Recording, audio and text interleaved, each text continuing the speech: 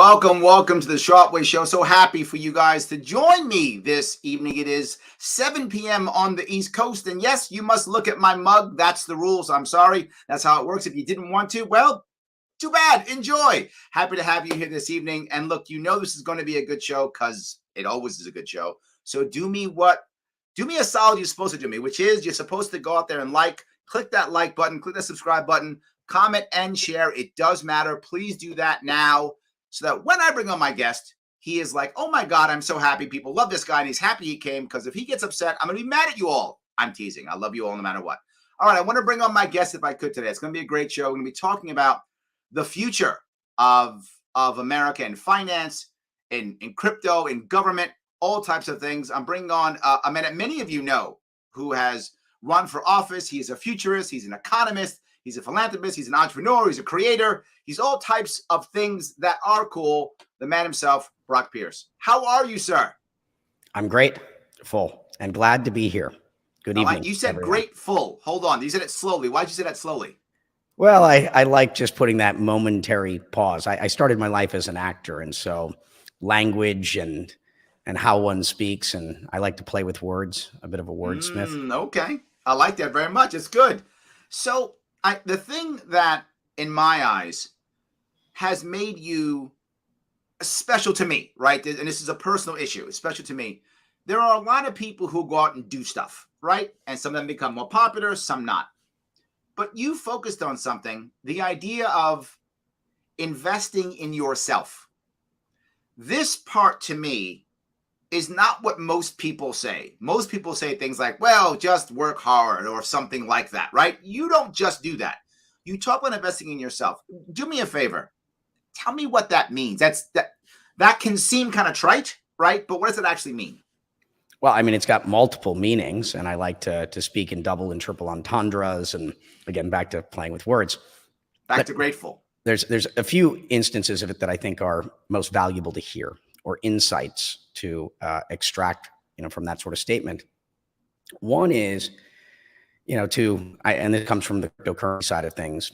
I've never encouraged anyone to invest, call it in this new technology. What I encourage people to do is to invest in themselves, in their own knowing, so that they can make informed decisions for themselves. Right. Don't do something because I told you to, or because I said it's good. Let me empower you with the knowledge and information necessary, to think for yourself and make good decisions. Sure. It's hard for someone to take advantage of an informed individual, that is armed with good information. And so that's, a big part of it. And then just general in life, I think one of the greatest attributes of people that perform or accomplish incredible things in their lifetime is curiosity. We never stop learning. And, as a curious individual, I have an insatiable appetite to learn. I'm not afraid of failure or venturing into unknown sort of territory. Call it an explorer of sorts. But you've said something which I love, right? You've said this, which is so good. You said, a friend of mine used to talk to me about, you had to go out there and learn lessons, blah, blah.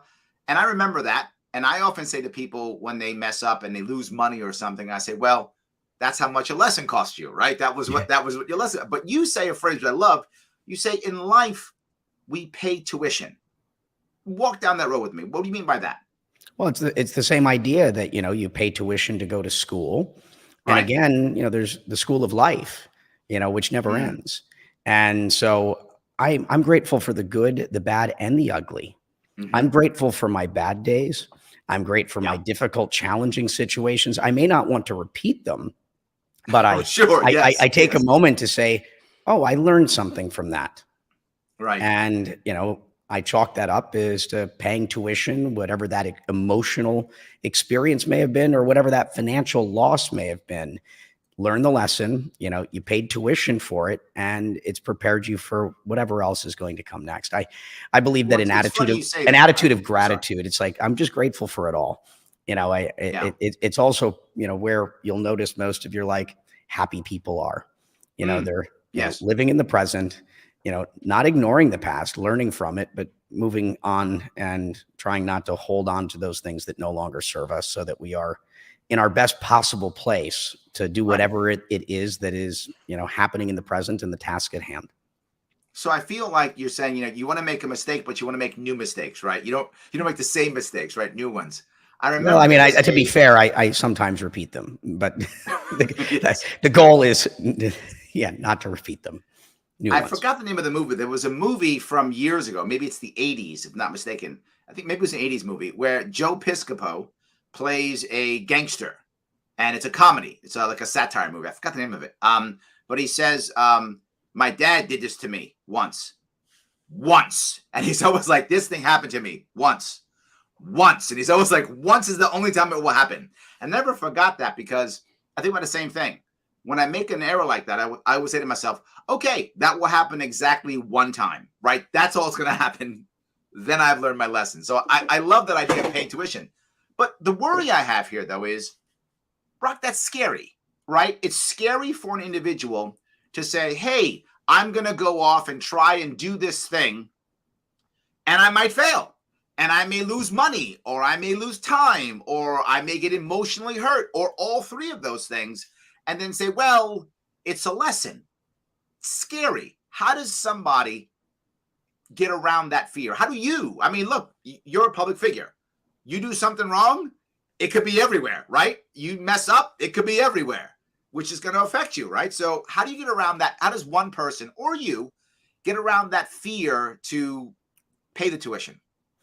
Well, so there's the aspect of, the decisions that you make, the choices you make, and the path that you're on, and what was the information, what was your rationale and reason for doing whatever it is that you did?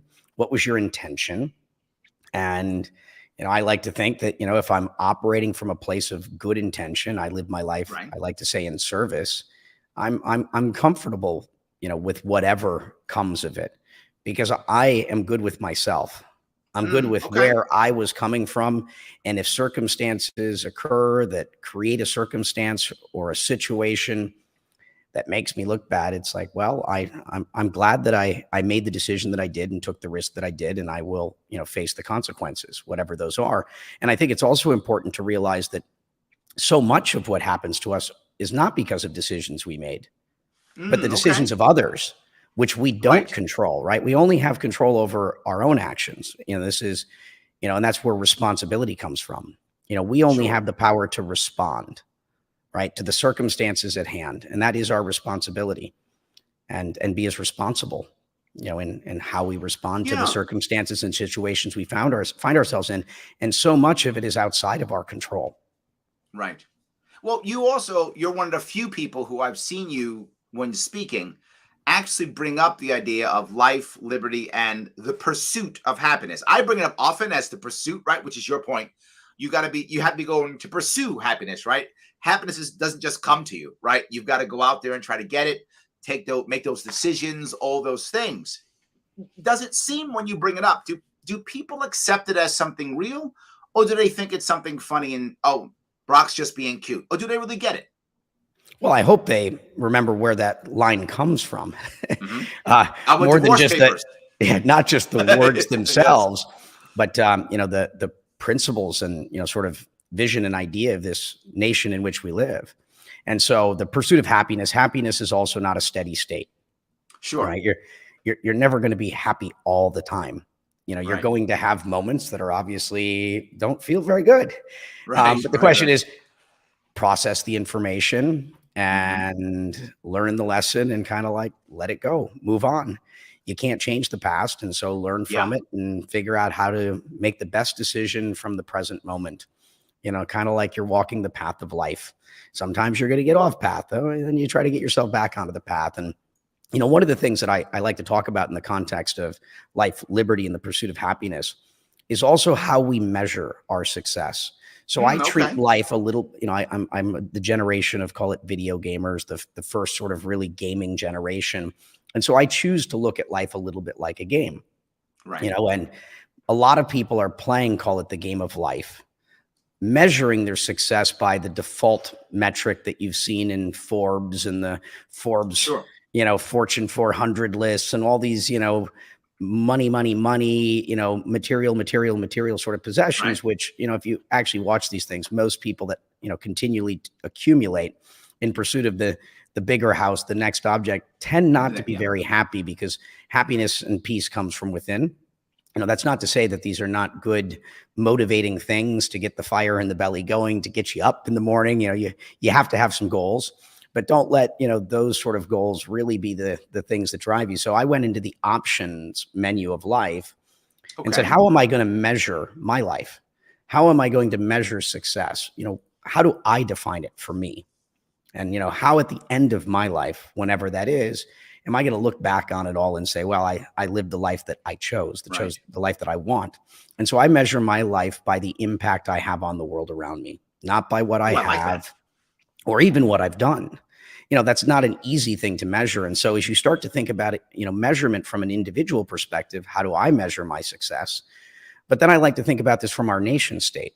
How, as a government, and how, as the people that are electing this government, how are we measuring our nation's success, and how are we holding those in elected office accountable?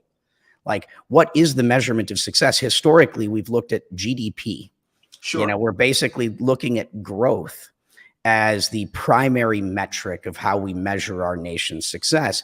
And that was a really useful metric through the, call it civilization, when it was in this expansionistic phase, when we were, conquering new places and, Sure. new lands to be discovered. The world's pretty much all been discovered, and we're extracting as many resources as we can and all of these things. And the question is that still the right metric by which to measure our success? And one of the ideas that I think is worth contemplating, what if we started to measure our success as a nation and held our elected officials accountable on this basis to the metric of life?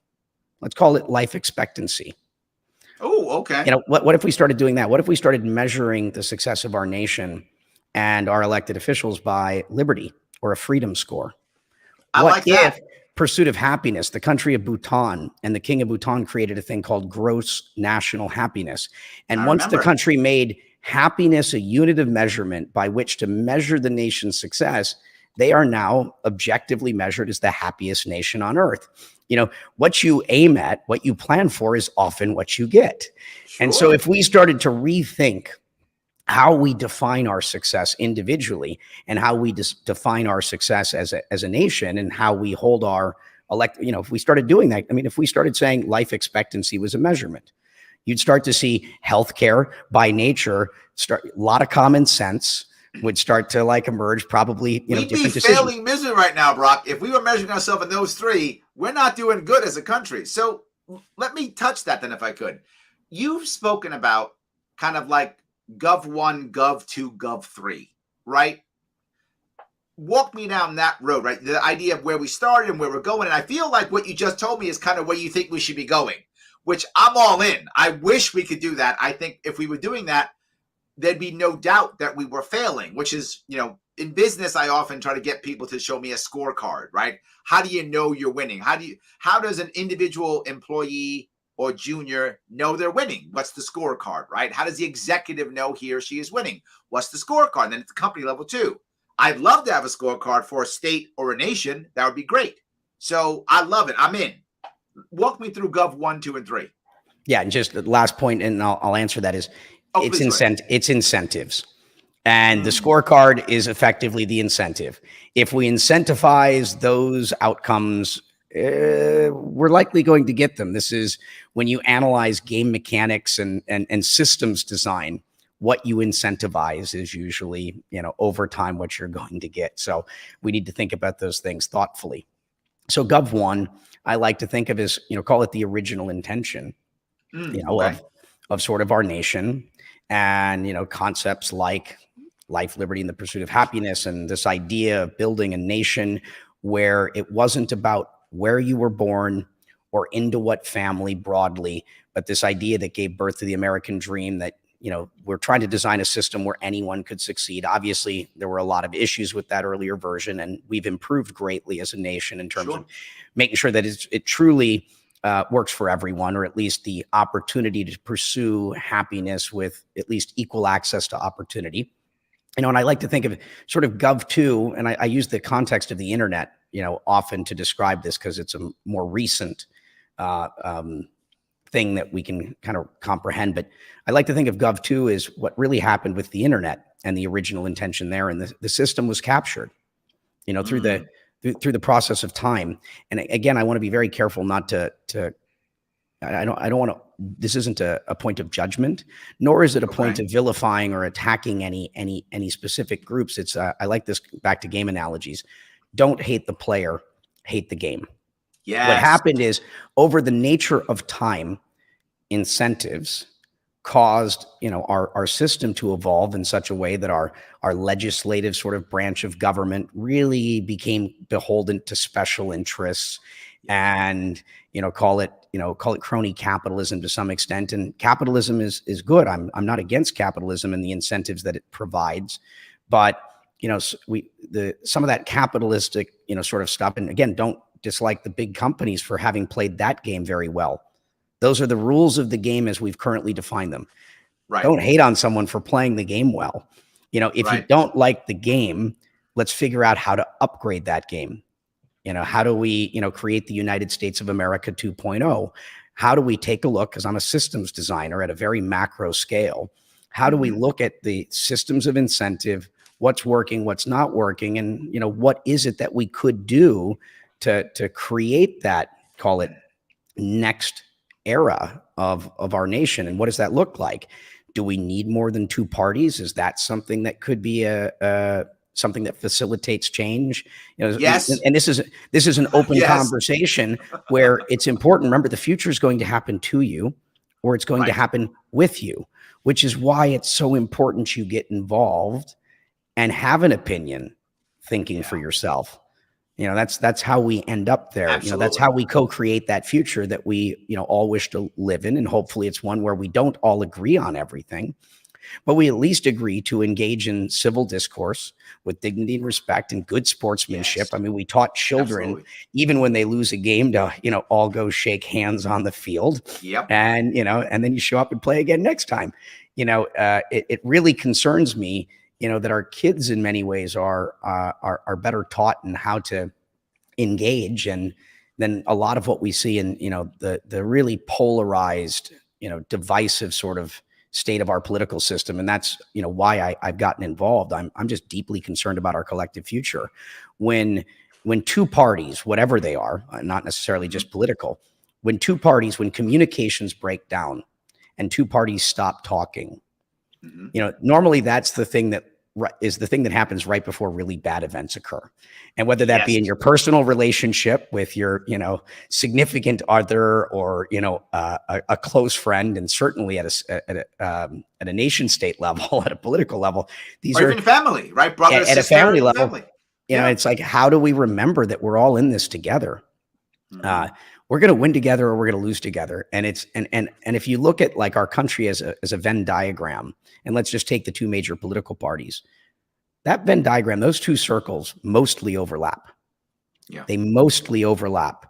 We mostly want the same things. We mostly care about the same things. We may differ as to the best way to approach it, the best way to get it. I like to think the Democratic Party is really operating from a place of, call it, compassion for others. And, the Republican Party has a lot of that personal responsibility, and how do we find that sort of healthy balance of civil discourse to, advance both, those left-right steps, and the part that seems to be the problem is that small segment of where we disagree, and then a very vocal minority that seems to be successfully tearing our country apart. And it's really happening in our primaries, because in the primaries, we've been seeing this over election after election. The two political parties are catering to the more extreme ends of their political party, and then they're not really even racing to the middle like they used to. And these are things that I find deeply concerning. I'm just a concerned American, like hopefully many of us, and acting out of moral obligation to do something. I'm choosing to put my life on the line, put money on the line, reputation on the line, to stand up for what I believe in, to act according to my, conviction and my conscience. And, I think that that's, the thing that hopefully more of us are doing is, and it really goes back to know thyself. You know, who Yeah. am I? What do I care about? What are my values? What are my principles? And, you know, that is the foundation upon which you stand. And then understanding that of your nation. And there's, you know, this is, you know, important stuff. And I'm Yeah. glad we're here to talk about it as, you know, someone that is, you know, putting yourself and, you know, into the arena. I've been there. You're in the arena. You're Absolutely. and But most people wouldn't understand the real risks associated with that. And certainly during a period of yes, culture and otherwise, you are really let me putting touch what yourselves you in. just said importantly, right? You've talked about people standing up, and I think it does matter. People should be standing up, and I wish more people would be running locally, but they've made a system to where most of the local people have no chance of even getting on the ballot, have no chance of even, you know, being able to do anything. So it's a tougher system, I agree. So we've got to change that system. And the other part that you brought up, which is important, there's a sacrifice, right? If you want to, doing the right thing isn't easy. If it was, everybody would do it, right? So it's always going to be difficult to do the right thing, and there's going to be a price to pay, whether that price is financial or emotional or all of the above. And I'm sure you've been there, probably far more than I have in your a big personality. People getting mad at you, calling you names, deciding you're a bad guy for reasons you go, how can you think I'm a bad guy? I didn't do that thing.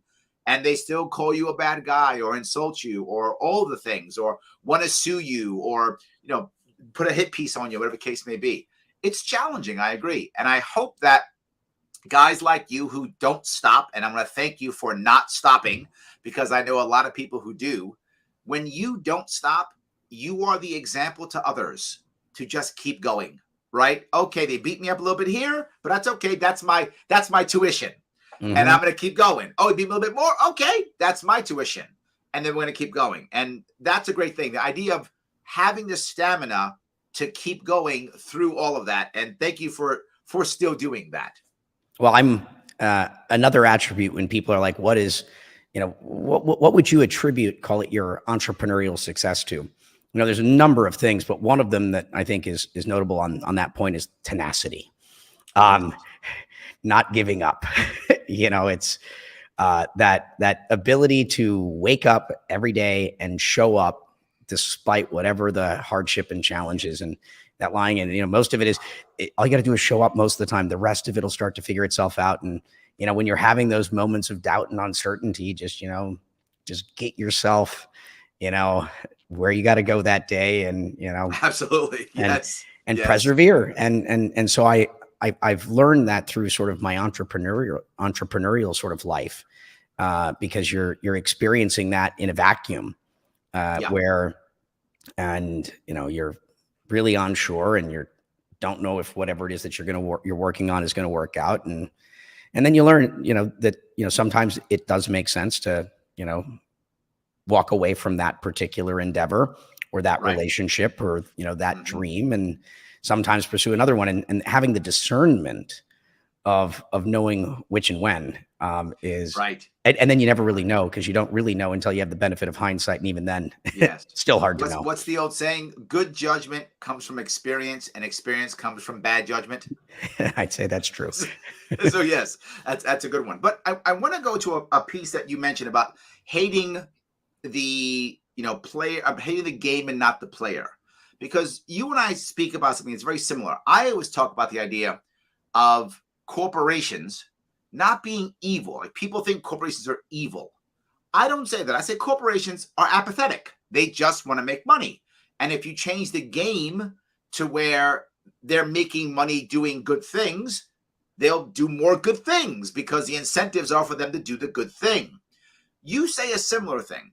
You say it about technology. A lot of people are afraid of technology, think technology is evil, or the, you know, whatever, the internet's bad or whatever. But you don't say that. You say technology is apathetic. It's not evil or good. It's what we do with it. Aren't people going to say you're crazy, that it's, you know, it's Big Brother, or, you know, it's Skynet going to go online and kill us, right? Aren't people afraid of technology? Well, I think people fear that which they don't understand. I mean, that's what's allowed us to sit here and have this conversation. And there's a healthy amount of that. And we conquer fear with knowledge. All right. And technology is a tool. How we use it determines the impact it has. And back to businesses doing what we incentivize them to do is where the responsibility is on us to be more conscious, mindful consumers, to be more wise in who we empower, who we transact with. Every time you take out your wallet and you transact and you make a purchase anywhere, you are giving power to that organization, that product, all of those things.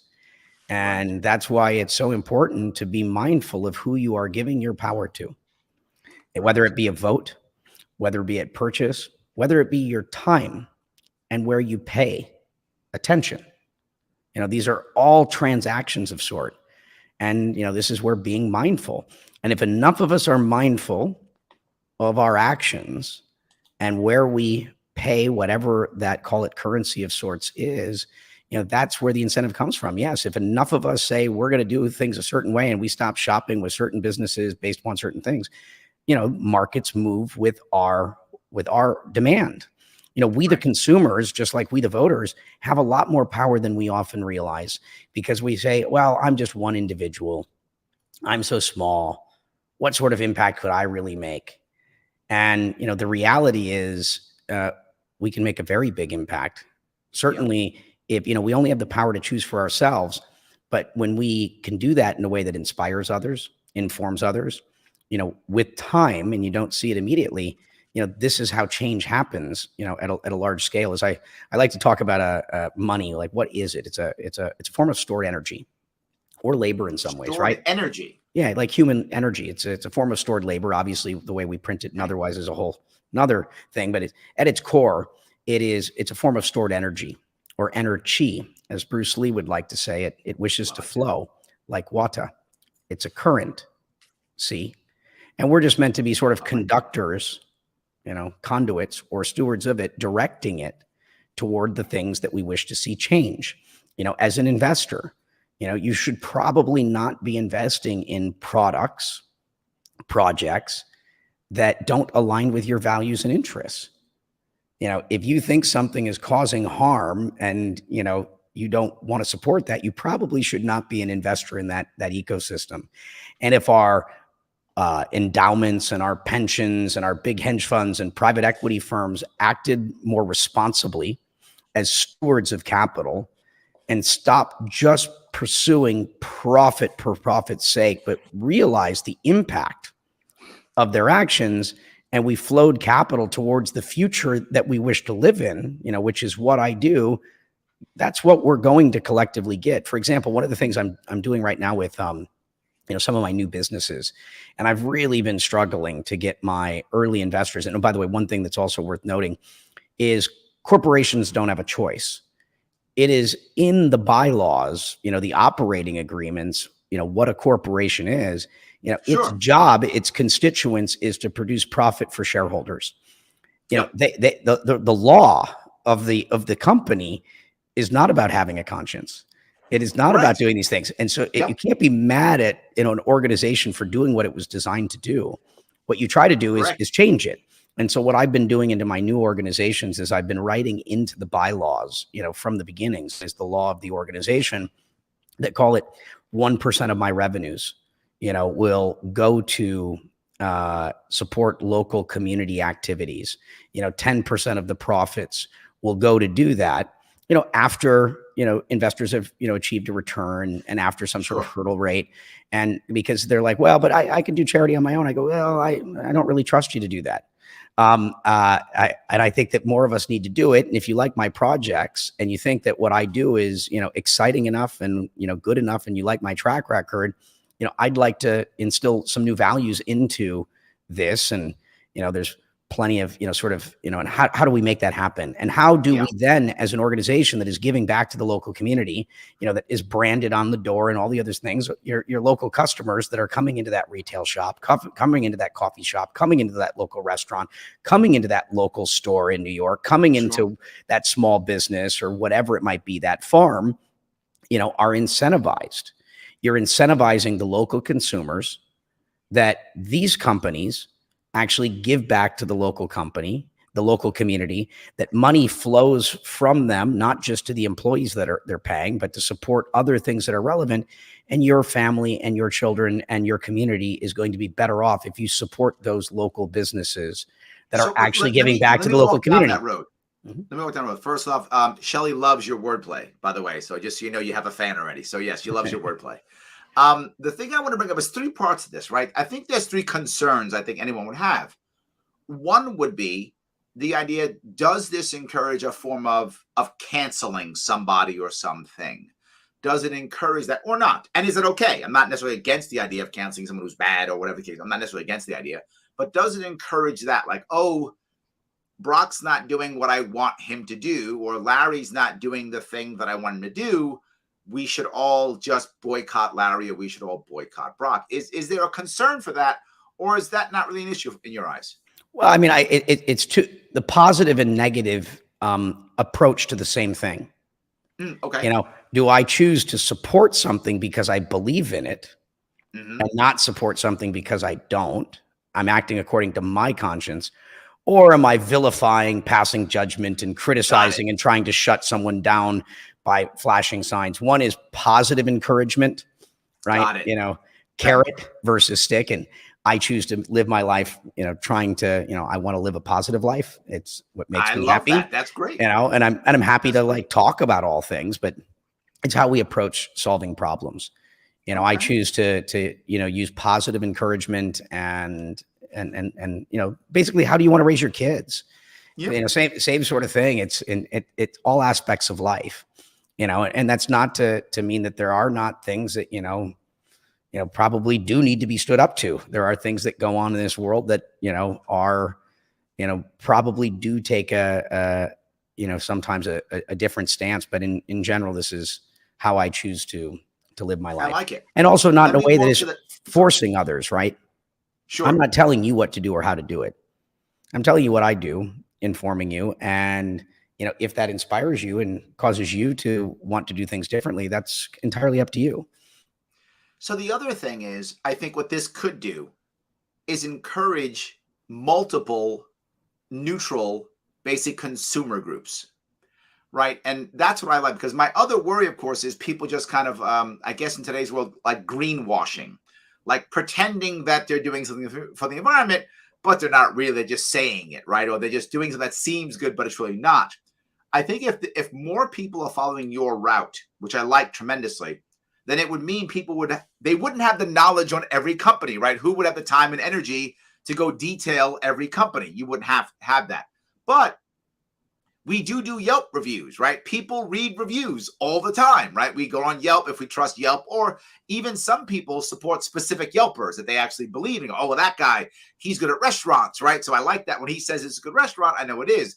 And most of us do something like that. There's somebody or some group or some company that we trust to give us information on a specific thing. I think if we had more of that, that would also be helpful, right? If you cared more about the environment, or if you cared more about children, or if you cared more about insert your thing that motivates you, you can go to that consumer group and they'd say, yeah, the companies you should be worried about are these, and the ones you should be supporting are these. I would love to have more of that and less centralized government doing it and much more individual groups doing it. Yeah, and I share that view. I think, that's, again, I'm not advocating for the government to impose this on everyone. Yes. I as a business owner, have chosen to do that really as a social experiment. To see if, I can, I like to experiment and try new things and try to change, the game, change the models, change the rules. And so definitely an advocate of that. We clearly don't have enough time to become a subject matter expert in everything. And we do have to outsource, some of our decision making, whether that be to, journalists or people that make reviews, or even in a representative democracy, those people that we elect. Right. And if we were electing, people in the same way that we followed people on Yelp that developed real domain expertise in a particular field, if they were going to become a legislator, that really knew their stuff about whether it's, whatever it is, that's another sort of thing that I like to think about. I wish we could do that, because more merit. Last week, I actually spent 8 hours straight nonstop on New York State policy. Just did it live, straight 8 hours, talk about policy for 8 hours straight. And I wish more people would be impressed by that, but sadly, not enough are, Brock. Not enough are. So, but you happen to the fan, by the way. Rhetoric says, "Lol, this guy's wordplay is on point." You're winning my audience, so it's working. Whatever you do, and don't stop. It's working. You're totally winning my audience. So let me move to the next piece, if I could. What you're also known for in changing the rules is cryptocurrency, right? Blockchain, cryptocurrency, that entire world, which again, for a lot of people is very scary.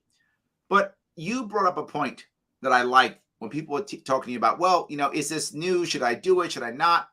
You talked about the idea of, any new thing needs to be battle tested, right? The idea that it's got to go through ups and downs, and then we know what's going to happen.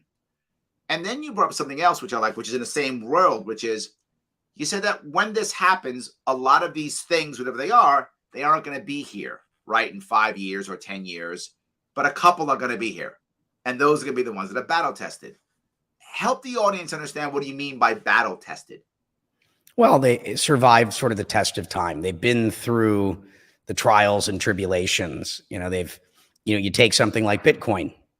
Of all the thousands and thousands, tens of thousands of cryptocurrencies that exist, it's been sufficiently battle tested in terms of it's been through multiple market cycles, booms and busts, bulls and bears. It's had so much value there that it's clearly been, from a security perspective, it's been hacked in every way possible, and pretty clearly, is the, that secure system, sort of awareness and people familiar with it. So that's as far as cryptocurrencies are concerned, it's been very battle tested. Whereas you take something more recent, and this may be lost on a lot of the audience. So I'm one of the founders of something called Tether. We created the US digital dollar that's doing over $50 trillion a year in transactional volume, the most traded cryptocurrency in the world, which is a digital dollar that allows it to move around and have all the same attributes of Bitcoin. And it turns out digital fiat, or digital government currency, that has the same sort of functionality or utility, is really useful. And so a lot of others have gone on to do something. One of them more recently was a project called Terra Luna that had its digital dollar and its UST. And what happened is they started offering a yield, basically an interest-bearing sort of component to it if you were holding their digital dollar, which was algorithmic. It wasn't backed by anything in particular. They thought they built a really smart algorithm that computationally, programmatically, could make it stable, is the idea, that it stays pegged to a dollar.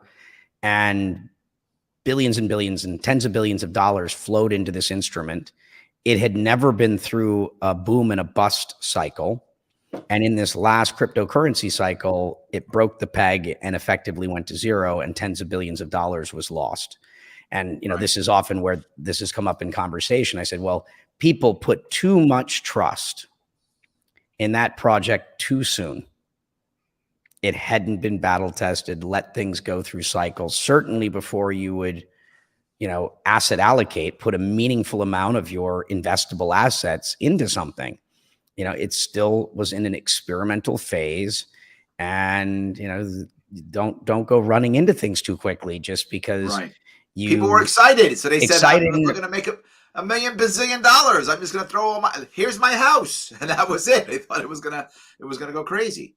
But, you've mentioned that when it comes to NFTs, right? I love how you think of NFTs. You were talking about the idea of, if you're going to buy an NFT, buy it as if I can say it right. You said something like, if you're going to buy an NFT artwork, make sure it's going to be happy on your digital wall, right? Because you want to assume that you're never going to sell it, that it's not, doesn't matter how much money it makes, but that's how you should be buying your NFTs, that assuming that you're never going to sell them, you're happy having them. And then kind of getting it to be battle tested. Did I quote you correctly, or did I mess it up? Yeah. And the same is true of collecting coins, collecting baseball cards. If you haven't developed expertise in trading baseball cards or coins or art for that matter, if you're not an art collector, generally, if you don't have any domain expertise in a field, you're most likely not going to make money on your first trades or picking stocks for the first time. Sometimes you get lucky, but this is a process of learning. And certainly with art related projects, if you're going to go buy something to learn, I would certainly encourage you to begin with something that appeals to you, something that you like, because if you lose money, at least you have that reminder, that lesson in a way where it's not going to cause you a great deal of pain every time you have to look at it. That's your diploma on the wall for the tuition you paid. There we go. That's one way to look at it. And generally though, like, what are these things? They're a huge deal. NFTs in particular, what it is doing for the creator economy around the world, it's unlocking tens of billions of dollars of value for digital artists whom otherwise have never really been able to make money from their craft, because we, the people, didn't ascribe value digital art because it could be copied and sent anywhere. It didn't have a title, right? Or a certificate of authenticity, a chain of custody. What the blockchain has done is it's allowed digital assets, whether it be a Bitcoin or a piece of digital art or a digital baseball card or any of these ideas, your car or title, but any of these digital things, it now has provided known scarcity and authenticity, with this transparent public ledger, where all of a sudden people are like, I'm willing to pay meaningful money for a piece of digital art where otherwise no one would. And there's so much digital art being made today. There's so many creative people that are active using, computers, iPads, everything, tablets to make things. The idea that they get to now participate in the creator economy and can be remunerated, and make a living from their passion, I think is a wonderful thing. I started my life as an artist, so I'm a big believer in the arts and the culture that comes from it. I believe without art and culture, we're lost as a society in many ways. And so I'm a big supporter of the arts. I'm a patron of the arts, and the idea that we are allowing tens, now soon to probably be hundreds of billions of dollars of wealth to end up in the hands of digital artists with less middlemen, less gatekeepers. Because remember, the artists are typically so exploited, and not in a way that, I guess it is, I would say not a good way, but the financial engineers, of which I also am one, the financial engineers are very good at engineering systems to create a lot of leakage, the concept of value capture versus value creation. And artists are typically not very good at value capture. They create a lot of value, but they usually get very little for themselves, except for the 1% that have the best representation, right? That end up with the right gatekeepers that, understand how to make sure that they profit well from their byproducts. And so I love what's happening here. I think that it's clearly here to stay. And if you haven't done any of these things, I recommend if you want to learn, about, something like cryptocurrency and Bitcoin, go buy $20 worth. Don't go buy 200, not 2,000, not 20,000. I don't care how much money you have. And if $20 is a lot to you, buy $10. And if $10 is feeling like a bit of a stretch, go buy $5. This is how I recommend you learn. That's a pretty inexpensive lesson for something that could change your life. If the same sort of concept, go buy a $5 or $10 or $20 NFT. Just go learn what this is all about, learn how it works, and prepare yourself for a potential future. One where there's a lot of consensus that's been reached. There's a lot of people in the world that are pretty much here to stay and believe that. I gave a speech here in Puerto Rico the other day with a senior person formerly from the White House, the Treasury Department, and the Department of Justice.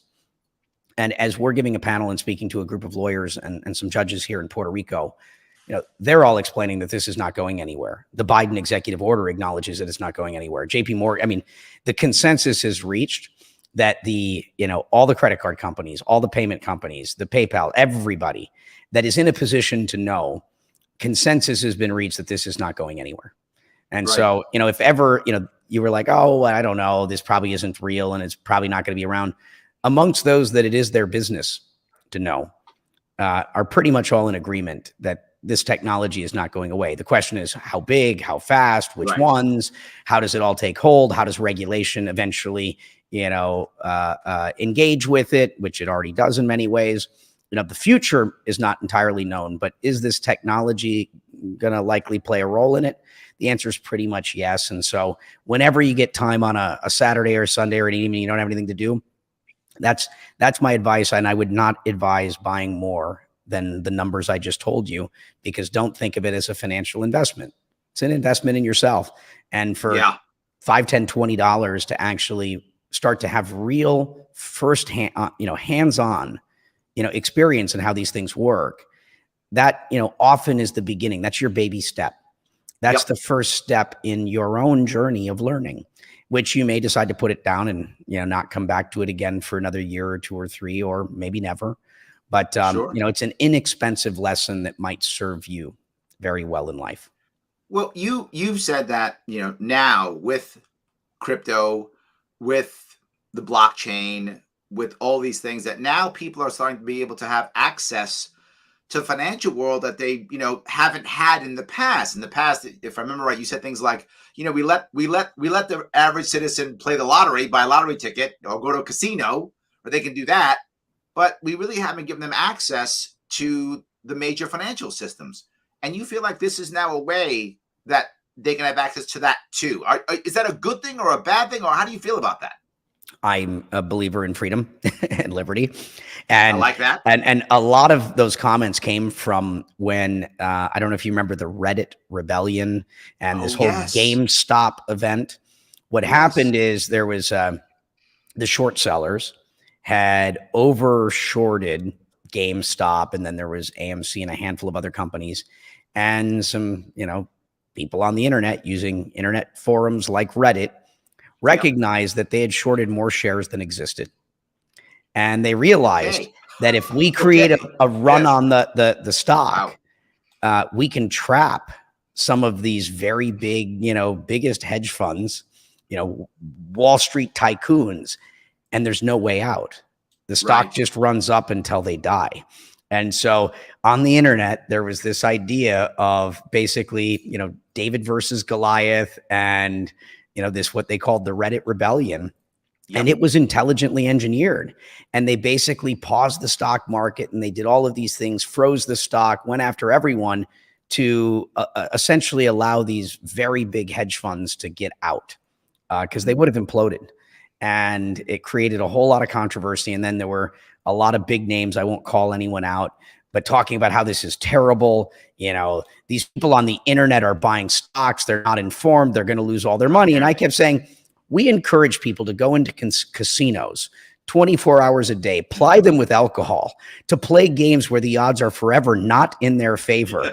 And we're sitting here talking about the uninformed Americans that are not ready to participate in the stock market, shouldn't be allowed to invest. I'm sorry, I just disagree with you.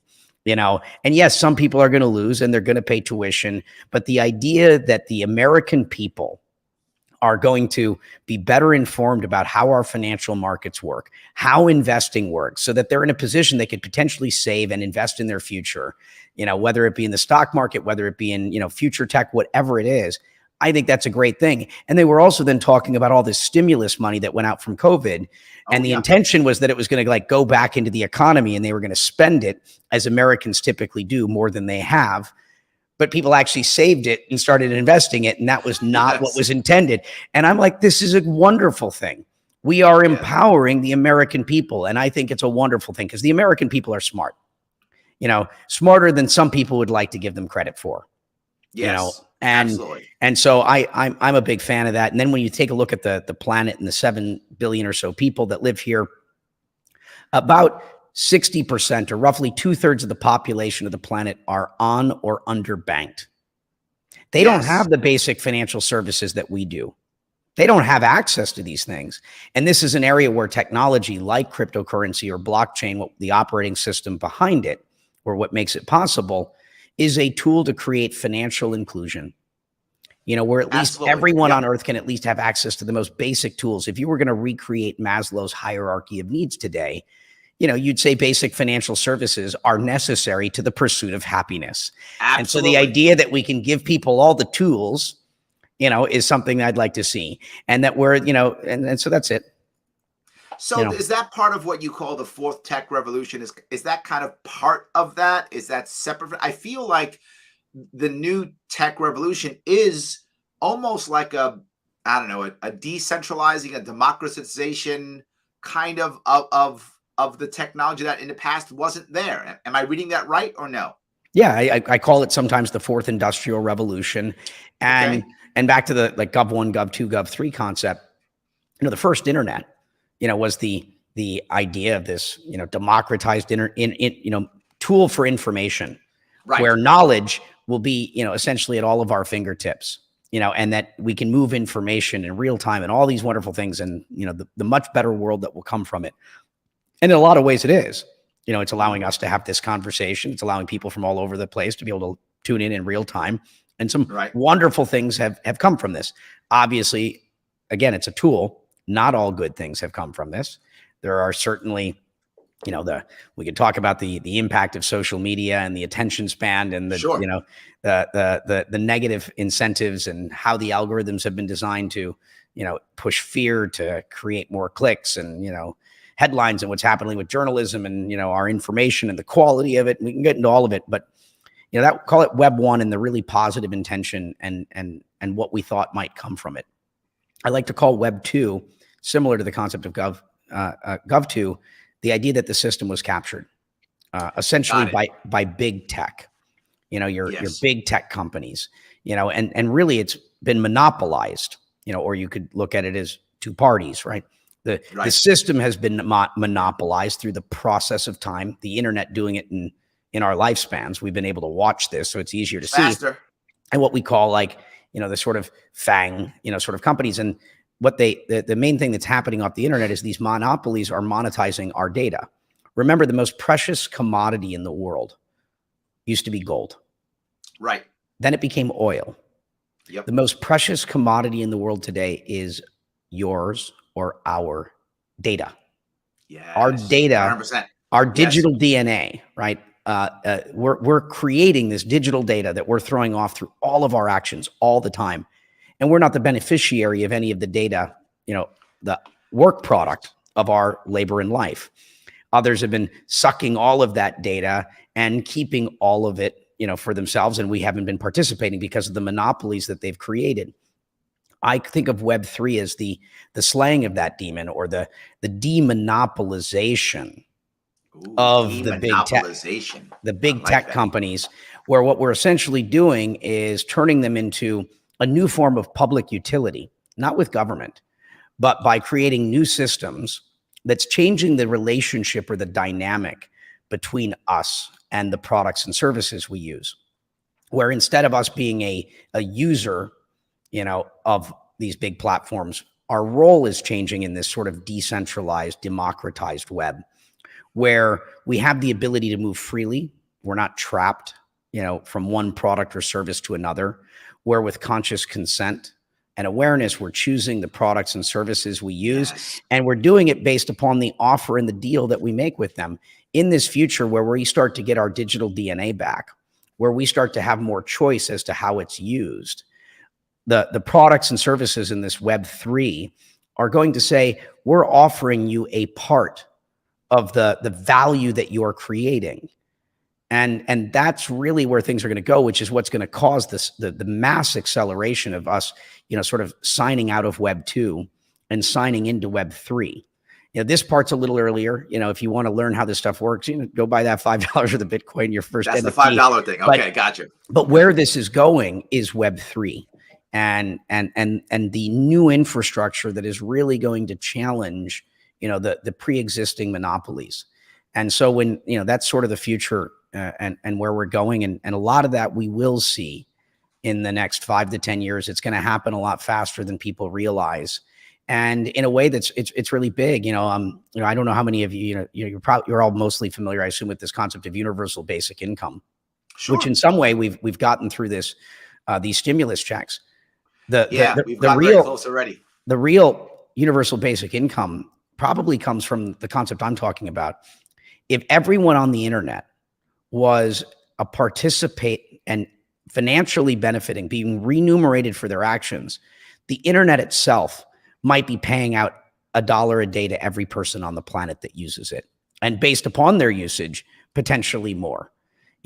This is almost like a Rakuten, right? Like you use it and you get a little bit of money back, like kind of like that. And you're seeing those sorts of things, and these are the ideas and how we're trying to architect, call it the web of the future. And so again, it's early. I know one of the comments is, how do you get rid of fraud in the crypto space? And every time there's been an emerging technology, anytime there's been an emerging anything, right? Something new, there's an asymmetry of information. Yes. Between the haves of knowledge, right, and the have-nots. And when lots of money is being made, it's going to bring out, some bad actors. And welcome to the Wild West and the beginning of any new markets developing. The Wild West eventually became California. So just because you see early in a market's development, things failing like the beginning of the internet in 1999 to 2000, that didn't mean that the underlying idea wasn't there. It just means, take the time to be informed. This is that battle testing thing you're talking about, right? It's got to get battle tested, right? Until eventually, and we have to get battle tested.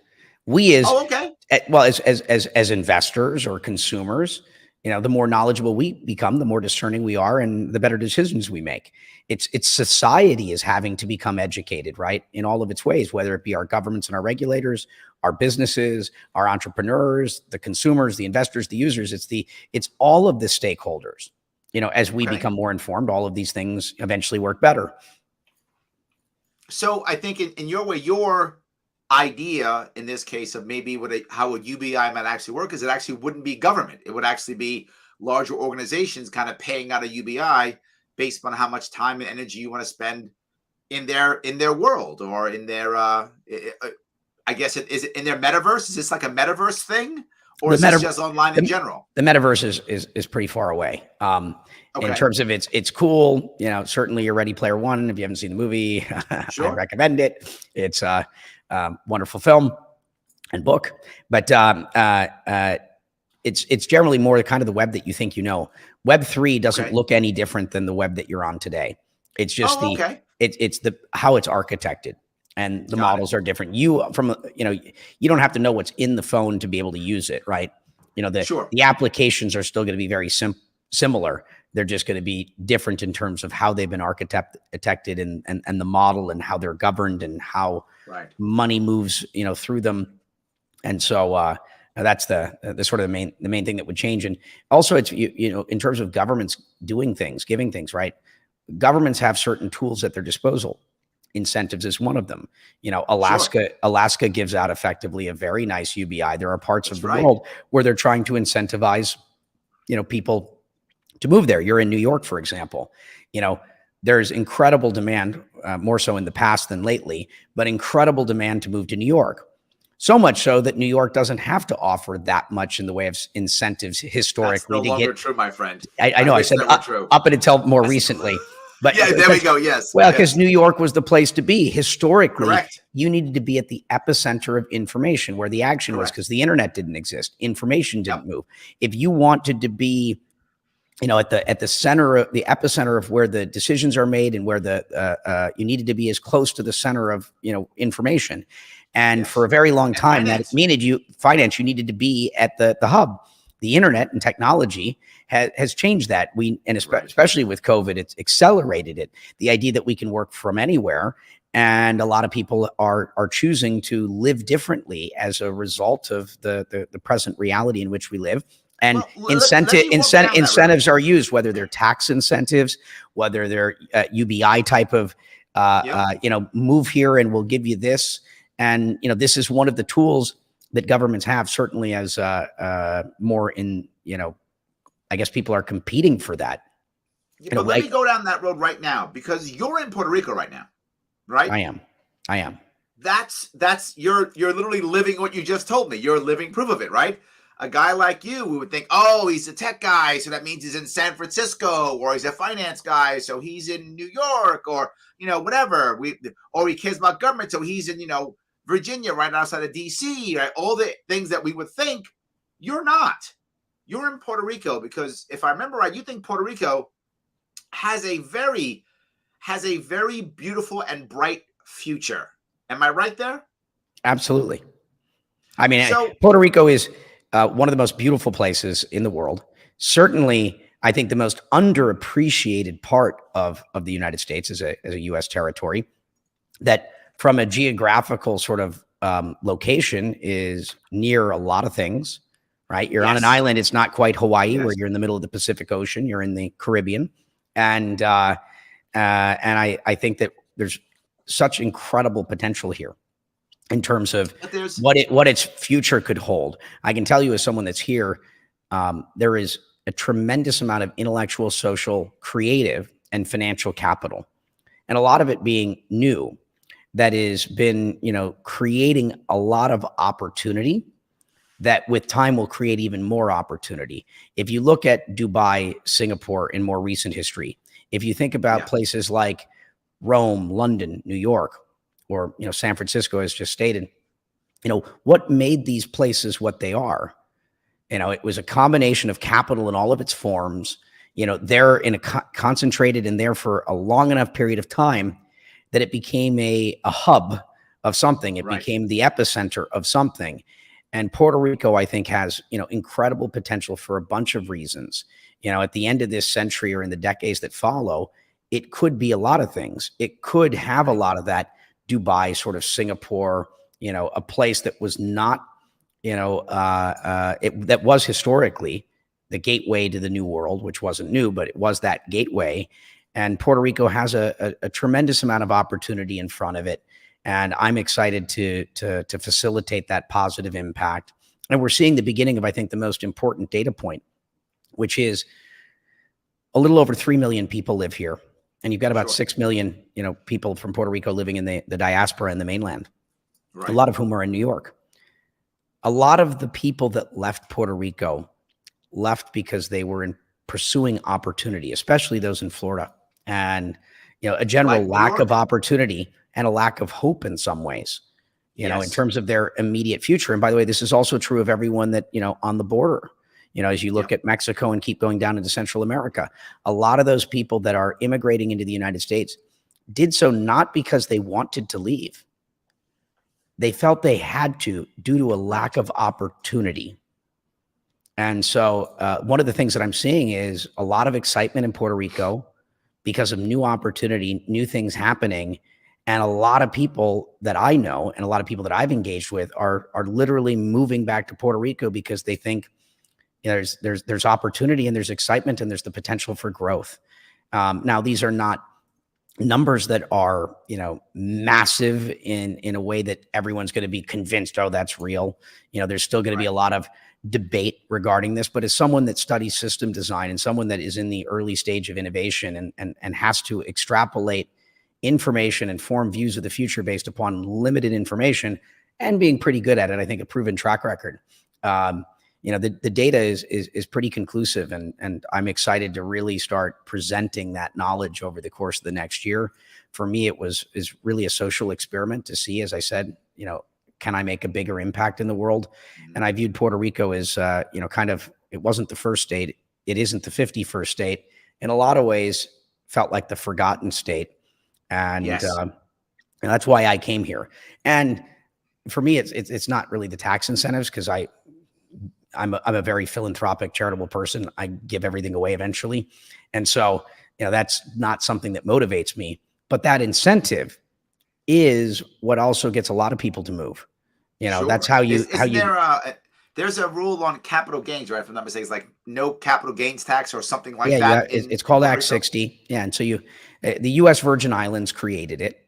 And so the U.S. Virgin Islands created this tax legislation or incentive, and then, Puerto Rico copied it, with the intention of trying to bring wealth, trying to bring economic development, trying to bring investment to the island. And that was what it's done. And I mean, this is done by countries all over the world. I mean, this is Dubai does the same thing. Portugal does a lot of the same things. I mean, countries all over the world. It's basically the countries that you see on the planet that are experiencing growth and a lot of economic development, that you see a lot of investment happening, the Singapores of the world. It's all the same playbook. They Right. are creating economic incentives to bring economic development and bring capital and bring people, intellectual in all of its forms. And there's a common pattern here. This is not just a Puerto Rican, sort of thing. It's done all over the place, and it can be done legislatively. I know we were going to talk about Wyoming a little bit. Wyoming recognized as a state. Yes, Wyoming. I try to copy a lot of Wyoming stuff from New York State. I completely agree. Yes, a lot of good rules there. Well, but it's the same thing. Wyoming, a lot of people would never have thought about moving, to Wyoming or their business to Wyoming. But Wyoming recognized that their tax revenues were at risk. The industries that, they relied on as a state, are industries that are, don't have growth. The coal industry is, quite frankly, not one you probably want to bet long term on. And so, Wyoming recognized that they are going to need to find new sources of revenue, jobs and things of that nature. And so they started passing legislation that, I had some involvement with, but a number of my friends really led all of that. And they passed a bunch of laws. And as a result of that, hundreds of billions of dollars of market capitalization, businesses moved there, future tech. They've actually become a financial sort of new economy hub, fintech hub, and you wouldn't have thought that a place like Wyoming, would have been able to do that, and it turns out that if you incentivize people, and it doesn't just mean hold with on. taxes. I want to touch an important piece here. You're incentivizing here in Wyoming, though. This is not only taxes, though, right? I mean, I'm sure my audience is thinking, no tax they benefits. just lowered a bunch of taxes, but that's not what you're talking about, though. They didn't make any changes to taxes. They just said, if you are, looking to incorporate your business, we're going to offer you a better, faster, cheaper product than Delaware. If you're, if you want to create new banking, fintech, sort of businesses in the United States, we're going to pass legislation to make this a really appealing place to headquarter your business, which, by the way, is the same thing South Dakota did and North Dakota. The Dakotas were the market that did that before. And so you'll notice that the states that are struggling, in some ways, are all doing this. I mean, governments all over the world do this. This is standard. How do you attract business, economic development, create jobs? How do you do it? And there are multiple ways. You don't just double the taxes on everybody and punish business. What? You don't understand New York at all, Brock. You don't know how New York works. Well, I mean, one of the things you can do, and what businesses have always done historically, if you have a captive audience and you've got a very big audience, businesses normally go from the phase of investing in their future to harvesting. What's happening is you've got a giant crop, that a New York or a California has. All of a sudden they're like, well, we've attracted all the business, we've attracted all the money, we've attracted all the capital. Right. Now let's harvest. And these are the cycles that we go through if we're farming. And, that's, in some ways the same macro long-term way, an analogy or a way of looking at it. But you have to get the trees planted and they have to bear fruit. So sort of step one is, how do you get seeds planted, and how do you create the economic development? How do you create the jobs to create, some economic prosperity and the good things that come from it? And then, yes, how do you monetize that if you're the government? I understand, where that, and I guess why that happens. But you've talked about something else, though, which is kind of scary to me, but also kind of not scary to me. And the idea of, was it RegTech? RegTech, is that right? The idea that eventually the governments will find a regulating methodology, right? Some kind of technology to be able to tax all of the things, right? Whatever the things are, to include, cryptocurrencies and all the things. Should we be concerned about that, or is this a good thing? I think we should be always thinking and questioning things. That was a good political answer. Well, I mean, it would be out of character to say otherwise for me. And so, yes, there's it's why we have to spend time thinking about it. And as someone that invests in these, sort of this area of our future, I spend a lot of time thinking about it. And yes, there are, regulatory technologies, things that automate regulation. There are instances of that could be very scary. I think one of the main ones is to look at like the Chinese digital yuan and their social scoring system. And, the idea that if you really want to talk about Big Brother and, you can't leave the house today, you can't buy groceries. I mean, there's a, sort of future of where that's very concerning. I do like the fact that country is founded upon the principles of sort of liberty and freedom. You got the Statue of Liberty there in New York, and a great symbol of it. And Absolutely. so, I hope that we, as the American people, remember how lucky we are, to have these freedoms that we often so take for granted. Yes. I've traveled most of the world, and we take a lot of what we have for granted, and that's great. We're blessed.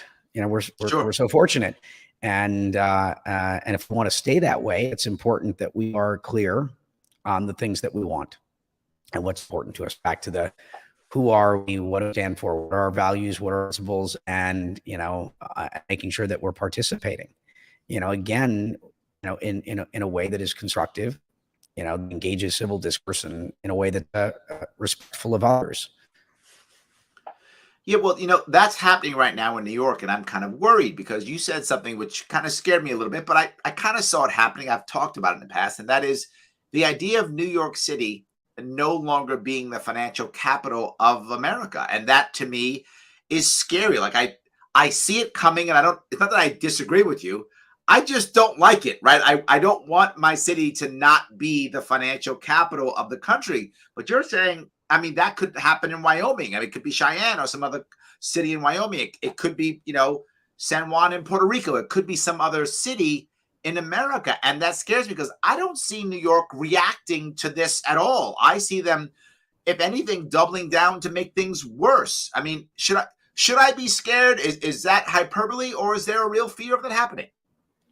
Well, I don't mean to perpetuate fear and cause greater concern, but the thing that you may not know is what's happened to San Francisco and Silicon Valley.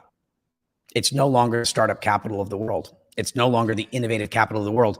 And it was just a few years ago. Basically, it's been decimated. Pretty much all of the startups have left. You still have some big tech companies there. They're still there, but even some of the big tech stuff is left.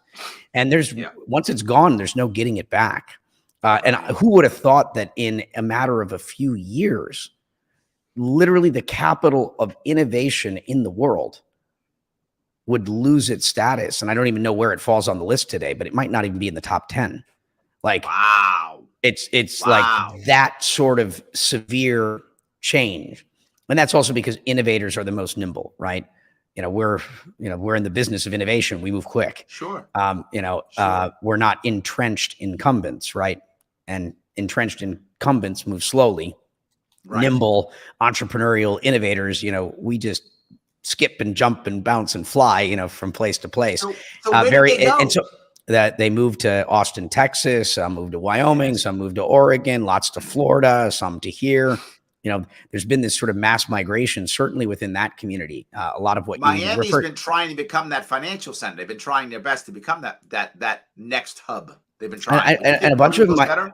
A lot of them we also call digital nomads now, where they haven't decided where they want to live.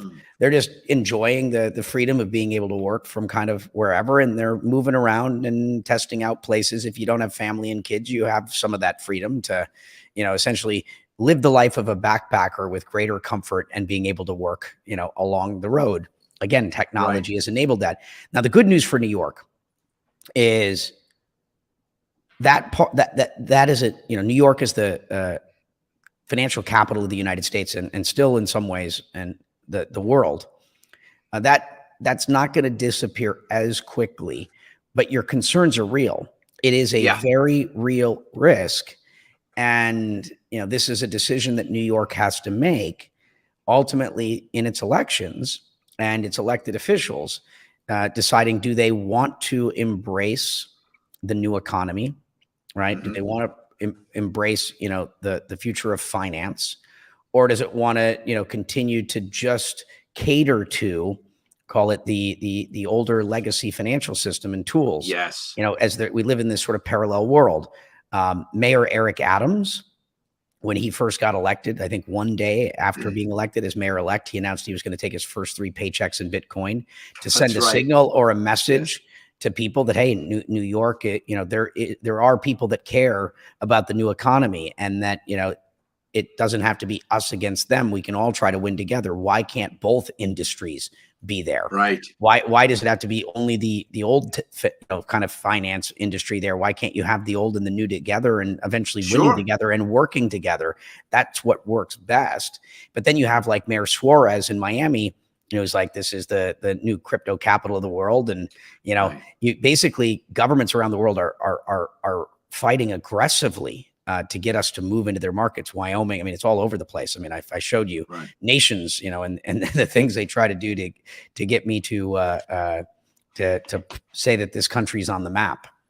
It's rather extraordinary because people understand that, where, the new industries of technology, emerge, a lot of what made Seattle is that they had Microsoft there. Yes. And that they had Intel there and they had Oracle there, and people want to land those companies because it has a huge impact on the future of those regions, San Francisco similarly. And so people are looking at this sort of fourth industrial revolution and going, how do we get, call it the future, headquartered here. Sure. And so but if that's this what's is going kind on. of decentralized. Yeah, it's but you're still going to have hubs. It's called, yes, the industry is decentralized, just like the internet is, but you're still going to have concentrations of people that have domain expertise. We're not all living in the metaverse yet. We still like to go to, we still like to have dinner. we still like to hang out. We still like to socialize. We want cocktail parties, we don't go to the office as often as we do, but we still like to meet up. And, we like to still be around like-minded people and have community. Humanity is not like, gone fully into the metaverse yet. And so what do you do to get those hubs? And the big companies that still have offices, it's not all virtual yet. It's changing, and it's changing quicker than it did in the past. So, but that's effectively, what's going on. And, I'm rooting for New York. I've gotten involved in New York City's politics because I care about our collective future. Yes. What happens to New York doesn't just affect New York. I say it doesn't just affect the tri-state area or the Northeast or New England. It doesn't just affect the entire United States of America. It affects the world. Yes. And New York, what happens affects all of our lives. And so I don't have any real I have no real estate in New York. I have no investments in New York. I have no economic interest in New York. I think most of the politicians in New York are just really shocked that I'm playing so actively in the New York political system because I have no incentive, other than someone that cares. And it's so unusual to have someone so active and actually spending this much time and money in our political system that doesn't want anything. It's like normally, like what's the bias? What's the ask? What is this person's special interest? What do they need? I'm like, I'm just here because I care about your future. And I want to see how I can help. And then, I leave the meeting and, they're like, is this guy for real? And then, the people are like, like, that's really his MO. That's like why he's here. He doesn't really want anything. And they're like, that's weird. Well, because unfortunately, the reality is most of the people that are taking a real interest in our political system, not to say that it's okay to have some bias. We all have some bias typically, right? Sure. We all have an agenda. We're all trying to protect something, whether it be a way our life, our family, our jobs, whatever it might be. I'm not saying that is wrong, inherently wrong. It's just unusual to see someone highly motivated and really spending a lot of time and money to be engaged, not running for an office and not wanting anything. Most of them are grifting. They're just trying to make some cash somehow. That's what most of them are doing. You're absolutely correct. I agree completely. Wow. So look, Brock, is there something that I didn't cover? I wanted to make sure I asked some good questions and got you speaking. Did I miss something? Is there something else we should be chatting about? Well, I mean, the midterm elections are coming up. They are. And this is, people that are hopefully all voting, get out and vote and absolutely vote your conscience. 100%. Yes. Vote your conscience. In fact, if you are in New York State, your conscience should be to write in Larry Sharpe so I can get my 130,000 votes so we can have an actual independent party here in New York State. I don't know if you heard, Brock, if you're interested, you may already know. but they have removed all of the independent parties off of the ballot from New York State. Well, I know because I ran for president of the United States in 2020. I announced on July 4th of election year, meaning there was no intention or possible way of winning. I ran as an exploratory mission, and I spent about $7 million of my own money to learn all the ways in which the system is rigged. I wanted to understand the reality of how this works. And I went and took 9 months out of my life, stopped everything else to go through all the motions to really learn. You know, it's probably the most aggressive and dangerous way to learn how our political system works, but there's no stronger fire hose from which one could drink. And so I went through that process. I was on the New York state ballot, and I actually got a reasonable amount of votes under the Independence Party sort of nomination. And so I'm very familiar with what was happening in New York and spoke quite a bit about it. And it's really troublesome, the tactics that were used to effectively eliminate any third party from, operating in New York. I think as Americans, we should have more choice, not less. I'm sorry. I don't want to live, in a world where we only have two choices. And unfortunately, I think it leads to the sort of environment that we're currently living in.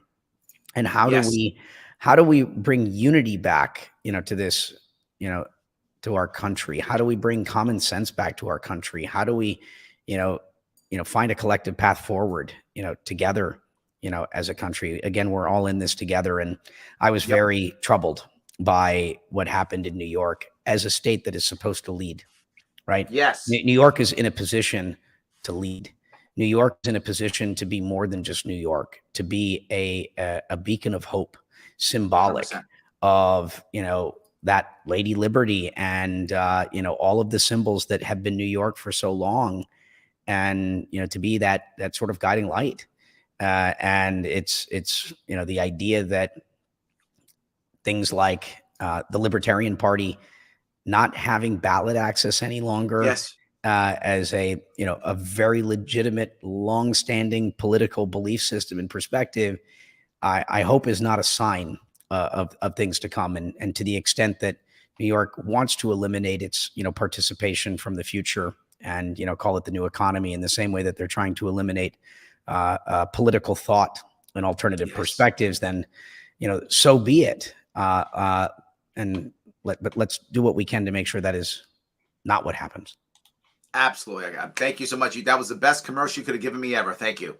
It was awesome. Yes, I 100% believe that. I think we have to have a third party at least. This goes to your earlier point, right? If you have trouble between two people, siblings, spouses, family members, whatever, business partners, you bring in a third party to try to deal with both of them, to kind of cover that gap and to do something right. I think the third party is the actual answer. I mean, Andrew Yang's talking about third party. McMullen in Utah is talking about third party. I'm talking about third party. We're all talking about it now. And I think it really is right. You ran as an independent, even you. Yes. I mean, you said it cost you $7 million in 9 months. It cost me $1 million. I did it twice, 500,000 twice, 2 times, $500,000 2 times. So yeah. And both of them were a year out of my life. I was just doing this, and that's all I was doing. So I completely agree. But while it is expensive tuition, it is very effective. Oh, no question. I mean, I learn best by doing, and absolutely. And I've learned a lot. And if enough of us care and get involved, we really can make an impact. So I'll tell you, post 20 midterms, I'm building tools to assist people in getting on ballots and having technology and infrastructure for, call it, third parties and independents.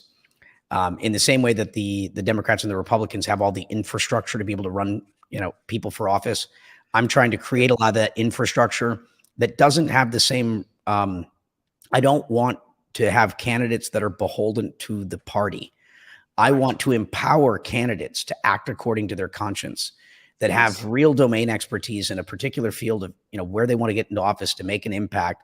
And I think that, the governor races, I think that, hopefully something good happens in Utah. But either way, I think that, more and more third parties running for their own offices are great.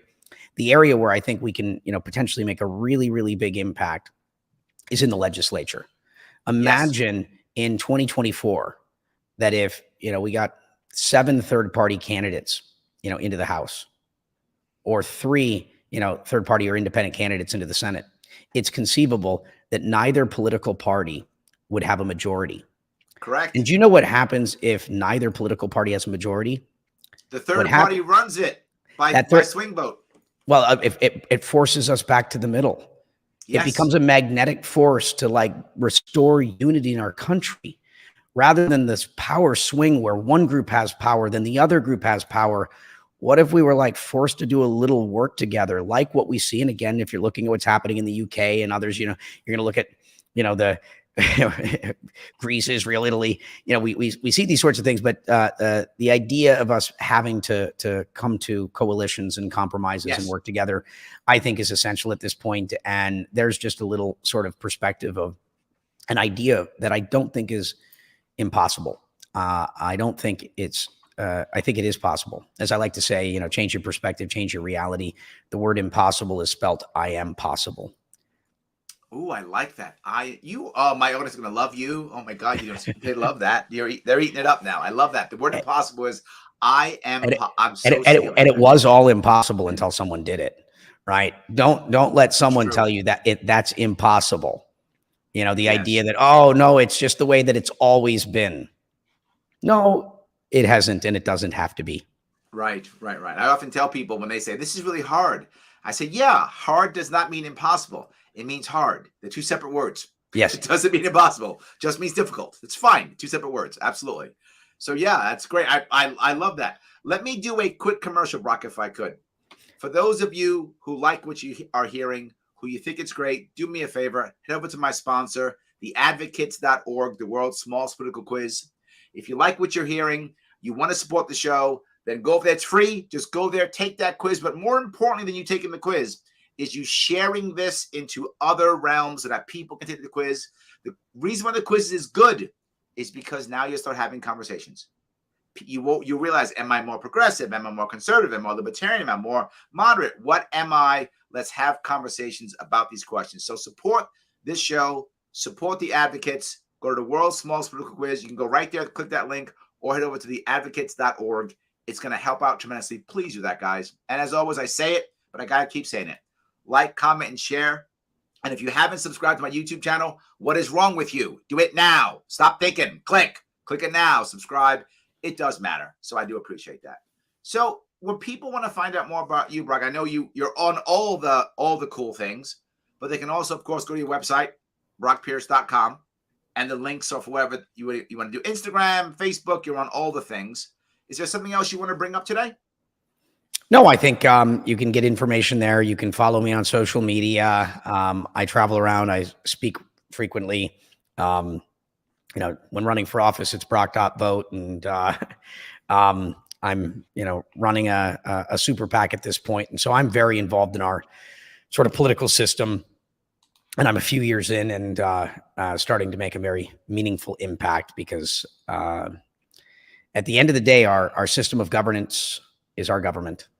And it governs over us, and it's meant to be of, for, and by us. So please get involved. I appreciate it. Great, guys. I want to say thank you, everybody, for watching. I really appreciate it, and I will see you all